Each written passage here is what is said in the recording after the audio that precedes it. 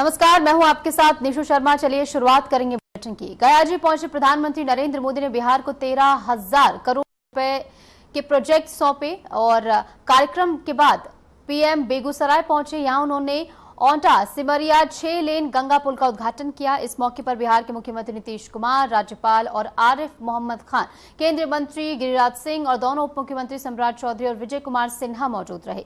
ये पुल न सिर्फ उत्तर और दक्षिण बिहार को जोड़ने वाला एक अहम बुनियादी ढांचा है, बल्कि इसे आगामी चुनावों से पहले एक बड़ा राजनीतिक संदेश भी माना जा रहा है।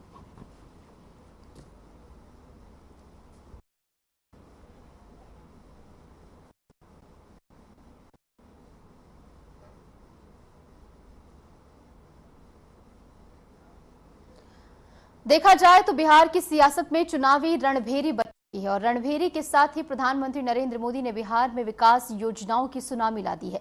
प्रधानमंत्री नरेंद्र मोदी आज ज्ञान स्थली के रूप में चर्चित बिहार के गया जी पहुंचे, जहां उनका जोरदार स्वागत किया गया। इस दौरान प्रधानमंत्री नरेंद्र मोदी ने करीब 13,000 करोड़ से ज्यादा की लागत वाली विकास परियोजनाओं का शिलान्यास किया और उद्घाटन भी किया।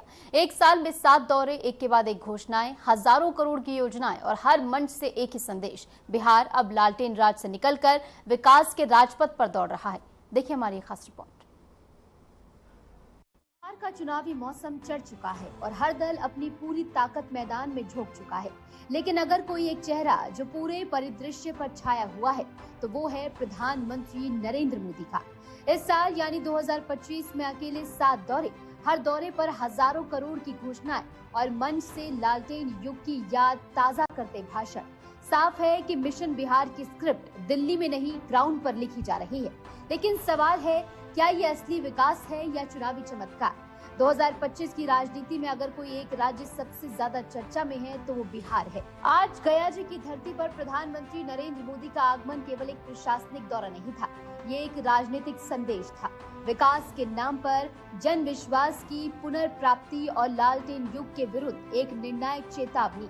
लगभग 13,000 करोड़ रुपए की परियोजनाओं के उद्घाटन और शिलान्यास के साथ प्रधानमंत्री नरेंद्र मोदी ने न सिर्फ बिहार की धरती पर योजना का पत्थर रखा, बल्कि सियासी जमीन पर 2025 की लड़ाई का घोष भी कर दिया। आज उद्घाटन हुए प्रोजेक्ट्स में 6 लेन गंगा पुल, Buxar thermal power plant, Munger की सीवरेज योजना, मोखामा सिमरिया का गंगा ब्रिज और मुजफ्फरनगर के होमी भाभा कैंसर अस्पताल जैसी परियोजनाएं शामिल थी। हर प्रोजेक्ट न सिर्फ इंफ्रास्ट्रक्चर को मजबूत करेगा, बल्कि स्थानीय जनता को सीधा लाभ पहुंचाएगा।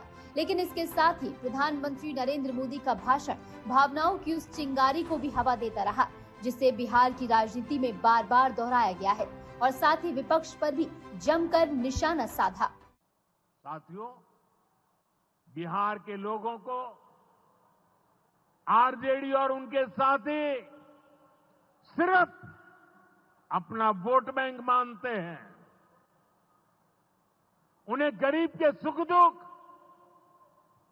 गरीब के मान सम्मान से कोई मतलब नहीं है। आपको याद होगा,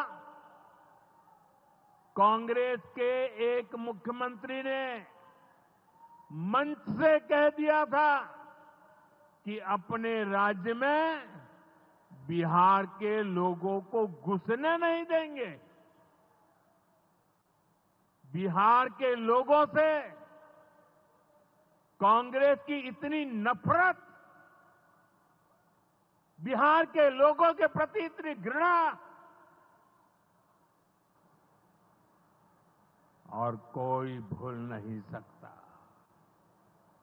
कांग्रेस का बिहार के लोगों के प्रति त्याग, जो दुर्व्यवहार देखने के बाद भी यहां आरजेडी वाले गहरी नींद में सोए पड़े थे।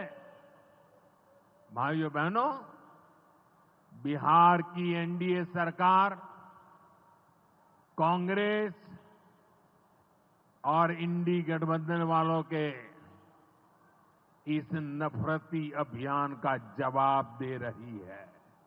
आप याद करिए, लालटेन राज में यहां कैसी दुर्दशा थी।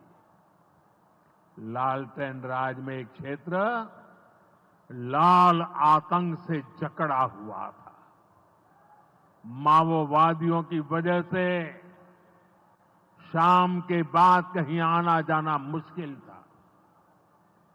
गया जी जैसे शहर लालटेन राज में अंधेरे में डूबे रहते थे। हजारों गांव ऐसे थे जहां बिजली के खंभे तक नहीं पहुंचे थे। लालटेन वालों ने पूरे बिहार के भविष्य को अंधेरे में धकेल दिया था। न शिक्षा थी, न रोजगार था। बिहार की कितनी पीढ़ियों को इन लोगों ने बिहार से पलायन के लिए मजबूर कर दिया था। और बिहार के मेरे प्यारे भाइयों और बहनों, गया जी की ये धरती अध्यात्म और शांति की धरती है। ये भगवान बुद्ध को बोध कराने वाली पावन भूमि है। गया जी की आध्यात्मिक और सांस्कृतिक विरासत बहुत प्राचीन है, बहुत समृद्ध है।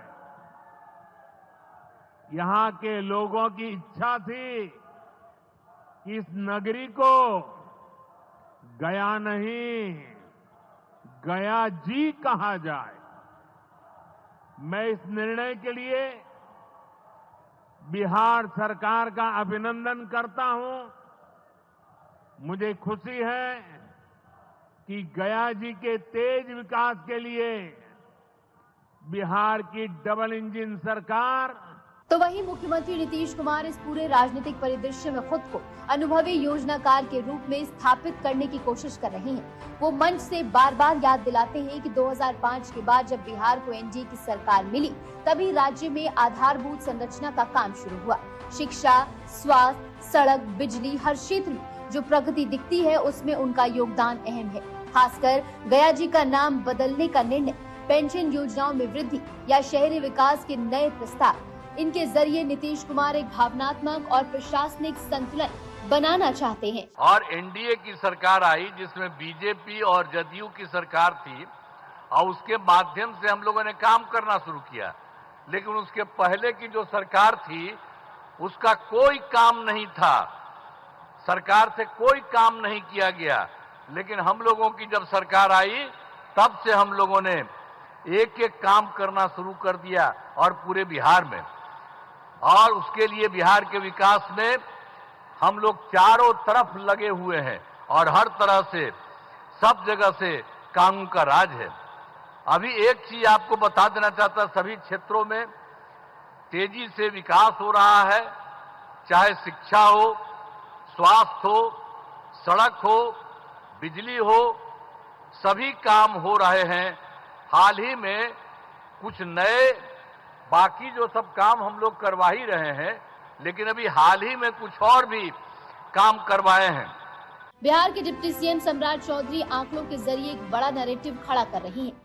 आज देश के यशस्वी प्रधानमंत्री जी लगातार 2024 से मैं देख रहा हूं, लगातार बिहार की यात्रा करके बिहार के विकास को आगे बढ़ाने का काम पिछले 1.5 वर्षों में आदरणीय प्रधानमंत्री जी ने बिहार में आकर लगभग 1.25 लाख करोड़ रुपया के राशि का उद्घाटन और शिलान्यास करने का काम किया। साथियों, 2025 में प्रधानमंत्री नरेंद्र मोदी के अब तक के 7 दौरों को अगर आप सिर्फ सरकारी यात्राएं मानते हैं तो शायद आप इस चुनावी स्क्रिप्ट की असली भूमिका को समझ नहीं पाए हैं। ये दौरे ना तो अचानक हुए, ना ही बेमकसद। ये थे एक सुनियोजित रणनीति के तहत रखे गए पॉलिटिकल पिलर, जो बिहार की सियासी इमारत को एक बार फिर बीजेपी के नक्शे में रंगने की तैयारी कर रही हैं। चलिए अब आपको प्रधानमंत्री नरेंद्र मोदी के बिहार के अहम दौरों के बारे में बताते हैं। जुलाई 2025 प्रधानमंत्री नरेंद्र मोदी 18 जुलाई को बिहार के मोतिहार पहुंचे थे।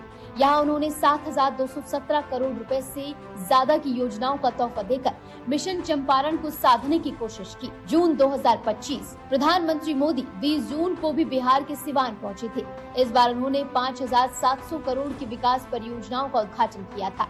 जिसमें रेलवे, जल और बिजली से जुड़ी योजनाएं शामिल थी। मई 2025 प्रधानमंत्री मोदी मई में भी बिहार पहुंचे थे। तब उन्होंने बिहार को 50,000 करोड़ की परियोजनाओं की सौगात दी थी। 29 मई को बिहार की राजधानी पटना पहुंचे प्रधानमंत्री नरेंद्र मोदी ने पटना एयरपोर्ट, एनटीपीसी बिजली परियोजना और ग्रीनफील्ड एक्सप्रेसवे जैसी कई योजनाओं की शुरुआत की। अप्रैल 2025 प्रधानमंत्री नरेंद्र मोदी ने 24 अप्रैल को बिहार के मधुबनी में राष्ट्रीय पंचायती राज दिवस के अवसर पर आयोजित कार्यक्रम में हिस्सा लिया। यहाँ उन्होंने 13,480 करोड़ रुपए से अधिक की विकास परियोजनाओं का उद्घाटन किया।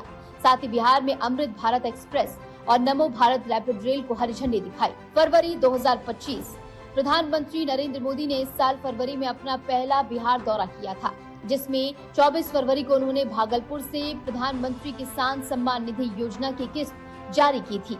अब अगस्त में गया जी की यात्रा इस पूरे अभियान की सबसे भावनात्मक और तीव्र राजनीतिक यात्रा बन गई है। इन 7 दौरों में एक पैटर्न साफ दिखता है कि हर यात्रा में एक नया क्षेत्र, एक नया वर्ग और एक नया संदेश। किसी दौरे में किसान, किसी में नौजवान, किसी में पेंशनधारी तो किसी में धार्मिक आस्था का स्पर्श, लेकिन मकसद एक, बिहार की 2025 की जंग को पूरी तरह से अपने पाले में करना। ये दौरे बिहार की जनता के लिए शायद योजनाओं की बरसात है, लेकिन सियासत के लिए ये एक मैपिंग है। हर जिले में जनमत को अपने पक्ष में लाने का एक ग्राउंड वर्क जो शायद मतपेटी खुलने तक चलता रहेगा। बिहार का महासमर शुरू हो चुका है, लेकिन इसकी दिशा अब भी तय नहीं है।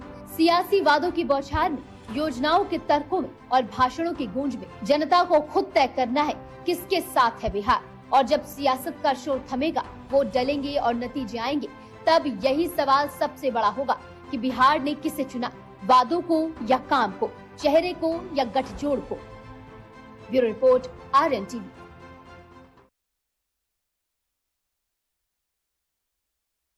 राष्ट्रीय राजधानी दिल्ली में आज वास्त्रिका 2025 गारमेंट शो का आयोजन हुआ, जहां मुख्यमंत्री रेखा गुप्ता ने शिरकत की। इस मौके पर उन्होंने यमुना पार के विकास को लेकर सरकार की प्रतिबद्धता दोहराई है और कहा है कि आने वाले वर्षों में पूर्वी दिल्ली को राजधानी के विकास की मुख्यधारा में लाया जाएगा। उन्होंने दिल्ली देहरादून एक्सप्रेसवे जैसे बुनियादी ढांचा परियोजना को क्षेत्र के लिए एक बड़ी उपलब्धि बताया और इसे प्रधानमंत्री नरेंद्र मोदी दूरदर्शिता का परिणाम भी बताया। कार्यक्रम में कारोबारी और उद्यमियों ने भी बड़ी संख्या में हिस्सा लिया। इस मौके पर सीएम की ओर से क्या कुछ कहा गया, सुनिए। बजट चाहिए आपको, वो बजट मैं आज अभी से आपको सैंक्शन कर रही हूं, केवल फाइल बनवाना आपका काम है। दोनों को बोल दिया मैंने, लवली जी को भी और सांसद जी को भी। पूरे यमुना पार को ताकत के साथ फिर से दिल्ली के विकास में अग्रिम श्रेणी में हम खड़ा करेंगे। बधाई देती हूं आदरणीय मोदी जी के द्वारा बनाए हुए इस दिल्ली देहरादून एक्सप्रेस वे के लिए अपने सभी यमुना पार के भाई बहनों को कि जिनको इतना सुंदर ये एक्सप्रेस वे मिला है, जिससे हमारी जीवन, हमारी दिनचर्या बहुत सुलभ होने वाली है। एक और उपहार है आप लोगों के लिए। दिल्ली में डीटीसी बसेस जो चलती थी, अभी इतनी पिछले सालों में उनके क्या रूट होने चाहिए, किन रूट पे वो बसेस चलनी चाहिए थी, बहुत ही बेतरतीब तरीके से वो अपना काम कर।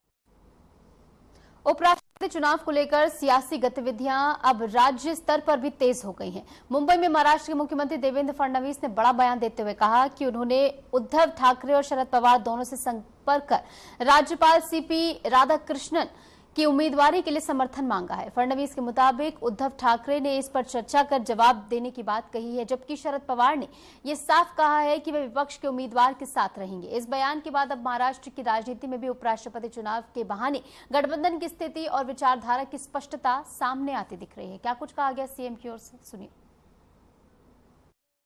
सम्मानीय श्री उद्धव ठाकरे जी और सम्मानीय श्री शरद पवार जी को फोन किया था और मैंने उनसे निवेदन किया था कि महाराष्ट्र के राज्यपाल जो मुंबई के वोटर है, उनको उपराष्ट्रपति पद का उम्मीदवार तैयार किया गया है या उनको बनाया गया है। उपराष्ट्रपति पद का जो चुनाव होता है, एक प्रकार से नॉन पार्टीशन माना जाता है, क्योंकि इस चुनाव में कोई व्हिप नहीं होता।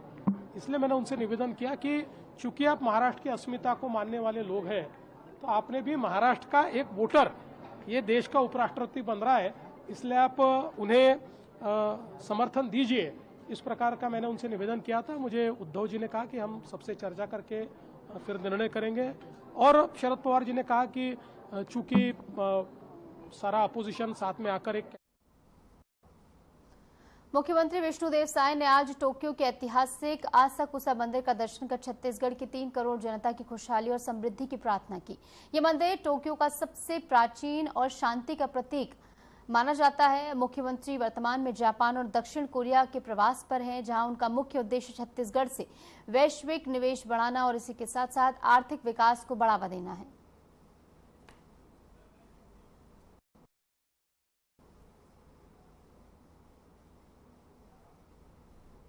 छत्तीसगढ़ के गोबरा नवापारा में आज उप मुख्यमंत्री और नगरीय प्रशासन मंत्री अरुण साव ने 5 करोड़ 30 लाख रुपए से अधिक के विकास कार्यों का लोकार्पण किया और भूमि पूजन किया। इनमें 4 करोड़ 80 लाख के 11 पूर्ण हुए कार्यों का लोकार्पण और 50 लाख से ज्यादा की लागत वाले 3 नए कार्यों का भूमि पूजन शामिल है। मुख्य परियोजना में व्यावसायिक परिसर, तहसील कार्यालय, अटल परिसर, आकांक्षी शौचालय और स्ट्रीट पोल जैसे आधारभूत ढांचे शामिल हैं। इस दौरान उप मुख्यमंत्री ने शहर के लिए अतिरिक्त 2 करोड़ की घोषणा भी की है। कार्यक्रम में राजस्व मंत्री टंकराम वर्मा और स्थानीय विधायक इंद्र कुमार साहू भी मौजूद रहे।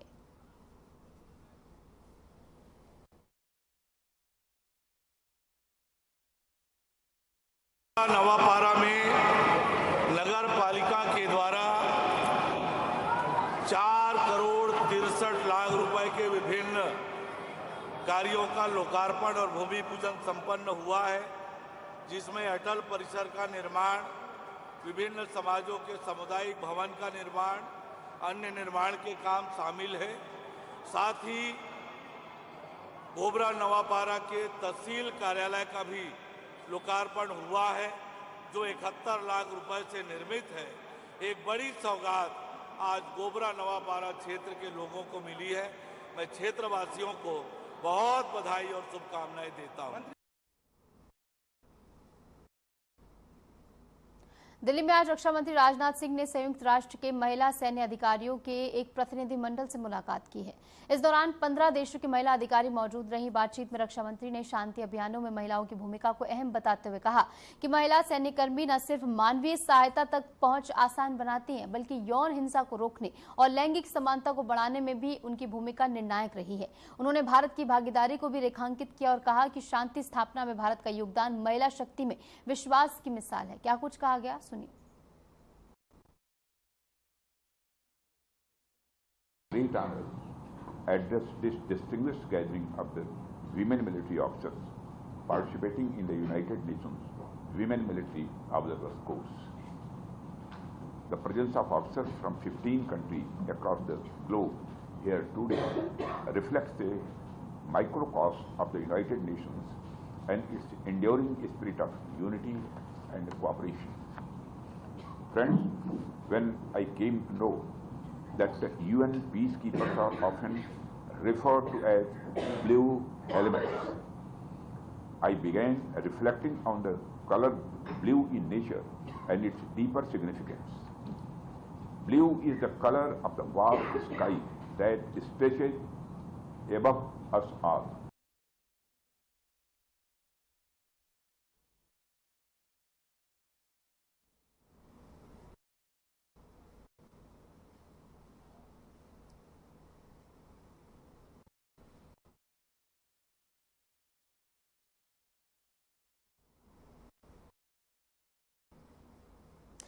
बिहार की राजनीति में चुनाव से पहले एक टोपी ने तूफान ला दिया है और ये कोई मामूली टोपी नहीं बल्कि अल्पसंख्यक वोट बैंक की प्रतीक बन चुकी एक धार्मिक पहचान है।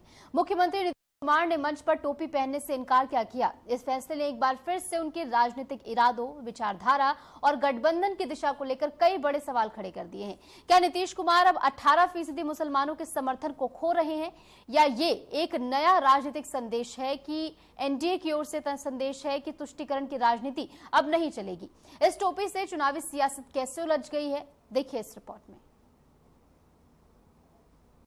प्रतीक अक्सर नारे ज्यादा असरदार होते हैं और बिहार में नीतीश कुमार का टोपी ना पहनना अब सिर्फ एक छोटा सा इनकार नहीं रह गया है, ये बन चुका है एक गूंजता हुआ सवाल। क्या बिहार के मुख्यमंत्री अपने सबसे पुराने समर्थक समूह अल्पसंख्यक मतदाताओं से अब दूरी बना रहे हैं? बिहार राज्य मदरसा बोर्ड के शताब्दी समारोह में जब मुख्यमंत्री नीतीश कुमार को परंपरागत मुस्लिम टोपी भेंट की गई तो उम्मीद थी कि वो हमेशा की तरह मुस्कुरा कर पहन लेंगे जैसे पहले पहना करते थे, लेकिन इस बार उन्होंने टोपी पहनने से इनकार कर दिया और उसे अपने अल्पसंख्यक कल्याण मंत्री मोहम्मद जमा खान के सिर पर रख दिया। मंच पर हल्की सी मुस्कान के साथ लिया गया ये कदम अब पूरे राज्य में चुनावी बहस का सबसे गर्म मुद्दा बन चुका है। तेजस्वी यादव ने इस मौके को हाथ से जाने नहीं दिया। उन्होंने सोशल मीडिया प्लेटफॉर्म एक्स पर सीधा हमला किया, टोपी न पहनने को मुसलमानों का अपमान बताया और मुख्यमंत्री पर तंज कसते हुए लिखा कि नीतीश कुमार हर वर्ग को ठगते हैं। कार्यक्रम में बकाया वेतन को लेकर प्रदर्शन कर रहे मदरसा शिक्षकों ने भी जमकर नारेबाजी की। मुसलमानों को बेवकूफ बनाना बंद करो, ये सिर्फ नाराजगी नहीं बल्कि आने वाले चुनाव में संभावित परिणाम का इशारा है। इस बीच सबसे दिलचस्प बात तो ये है कि ये वही नीतीश कुमार हैं जिन्होंने कभी एक समय पर अपने कट्टर प्रतिद्वंदी रहे नरेंद्र मोदी पर तंज कसते हुए कहा था कि देश चलाना है तो तिलक और टोपी दोनों पहनने होंगे। यही नीतीश कुमार हर साल इफ्तार पार्टियों में मुसलमानों के साथ बैठकर रोजा खोलते रहे, टोपी पहनते रहे और मुसलमानों के विश्वास पात्र नेता कहे जाते रहे। लेकिन अब वही नीतीश कुमार एनडीए के साथ है, बीजेपी के साथ खड़े हैं और ऐसे में उनकी ओर से कदम उठाना कई तरीके के सवालों को जन्म देता है। बिहार में मुसलमानों की आबादी लगभग 18% है और कई सीटों पर वह निर्णायक भूमिका में है। नीतीश कुमार ने वर्षों से इस वर्ग के लिए योजनाएं शुरू की, मदरसा शिक्षकों को सरकारी स्कूल के समान वेतन, छात्रवृत्तियां, मुस्लिम महिलाओं के अधिकारों के लिए कानून। लेकिन अब उनका एक इनकार उन सभी योजनाओं पर सवाल खड़े कर रहा है। इस पूरे घटनाक्रम के राजनीतिक मायने गहरे हैं। एक तरफ बीजेपी लंबे समय से तुष्टीकरण की राजनीति के खिलाफ माहौल बनाती रही है, तो वहीं अब नीतीश कुमार का ये कदम उनके नए गठबंधन की लाइन से मेल खाता दिख रहा है। क्या ये टोपी इनकार नीतीश का बीजेपी के मतदाताओं को इशारा है कि वो अब पूरी तरह एनडीए की धारा में बह रही हैं, या फिर ये केवल एक चूक थी जिसकी कीमत उन्हें मुसलमानों के समर्थन के रूप में चुकानी पड़ सकती है? नीतीश कुमार के इस एक छोटे से प्रतीकात्मक इनकार ने एक बार फिर उनकी राजनीति के दोहरेपन की परतें खोल दी हैं। वो नीतीश जो कभी धर्मनिरपेक्षता की सबसे बड़ी आवाज माने जाते थे, आज उन्हीं के चेहरे पर उनके पुराने बयान और वीडियो सवाल बनकर लौट रहे हैं। एक और वह मंच से कहते हैं कि उनकी सरकार ने मुसलमानों के लिए ऐतिहासिक काम किए हैं, लेकिन जब उन्हीं मुसलमानों के सामने, कैमरों के सामने उन्हें सम्मान स्वरूप टोपी पहनाई जाती है तो वह उसे अस्वीकार कर देते हैं। सवाल है कि क्या ये इनकार केवल टोपी का था या उस सांस्कृतिक जुड़ाव का जिसे नीतीश कुमार 2 दशकों से बनाते आए हैं। बीजेपी के साथ गठबंधन में लौटने के बाद नीतीश कुमार एक ऐसे पॉलिटिकल डायल्यूज में फंस गए हैं जहां ना तो वे खुले तौर पर अल्पसंख्यकों के साथ खड़े हो सकते हैं और ना ही उन्हें पूरी तरह नजरअंदाज कर सकते हैं। अब जबकि चुनाव करीब है और आरजेडी महागठबंधन लगातार उन्हें भरोसे का गद्दार कहकर मुस्लिम मतदाताओं को उकसा रहा है, ऐसे में ये टोपी कांड आरजेडी के लिए एक सुनहरा मुद्दा बन गया है। नीतीश कुमार अब 2 पार्टों के बीच फंसे हैं, एक और बीजेपी का कड़ा हिंदुत्व का आधार तो दूसरी ओर जदयू का पुराना सेक्युलर चेहरा। इस खिंचाव में उनके लिए सबसे बड़ा संकट यही है कि वह कहीं अपने मूल समर्थक वर्ग यानी पिछड़े, अति पिछड़े और अल्पसंख्यकों से कट न जाएं, क्योंकि अगर टोपी पहनने से इनकार केवल निजी पसंद था तो उसका जवाब अब सार्वजनिक जनादेश से मिलना तय है। इस टोपी कांड ने जदयू के मुस्लिम समीकरण को गड़बड़ा दिया है। पार्टी के अंदर ही असहजता महसूस की जा रही है और विपक्ष इसे पूरे जोर से भुनाने में जुट चुका है। ऐसे में बड़ा सवाल ये है कि क्या नीतीश कुमार मुसलमानों को फिर से भरोसे में ला पाएंगे या फिर ये चुनाव उनके लिए पहली बार बिना टोपी और शायद बिना समर्थन के लड़ा जाएगा। Bureau report, RNTV।